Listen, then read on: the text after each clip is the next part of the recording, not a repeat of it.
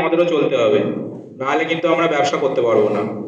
আমি বারবার গ্রুপেও বলছি আর এখানেও তোমাদের সবাই বলছি, পার্টি অনেক কিছু বলবে। পার্টি বলবে যে আমি দেখে নেবো, আমার সঙ্গে কোনো নেতার হাত আছে, অনেক কিছু বলবে, কিন্তু তাদের প্রলোভনে যাবে না।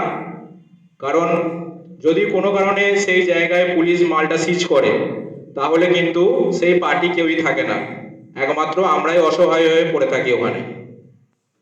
তাই যাই করবে ভেবেচিন্তে করবে। আর আমরা ইউনিয়ন থেকে বলে দিলাম, বড় মালের ভাড়া না ধরাটাই ভালো।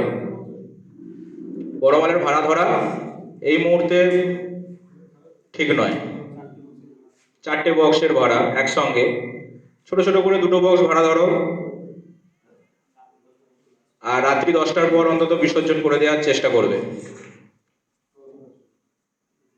এবার তোমাদের মধ্যে কোনো কারো যদি প্রশ্ন থাকে বলতে পারো, এখানে উঠে এসে। সেটা কোনো মতেই চলবে না। আর একটা বিষয়, যেটা যখন আমরা ইউনিয়ন থেকে ভয়েস করি বা কোনো রকম বার্তা দিই, তখন এই বার্তাগুলো অনেক সময় রিপ্লাই দেয় না। এই কিছুদিন রিসেন্টলি একটা ঘটনা ঘটেছে, রাত্রি 1:30 পর্যন্ত 2টো পর্যন্ত মাইক বাজছে।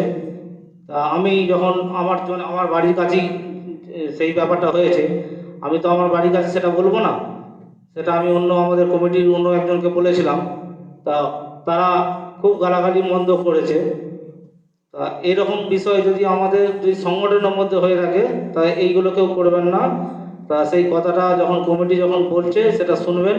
পরে শুনেছি সে আমাদের ইউনিয়নের সংগঠনের মধ্যে নেই।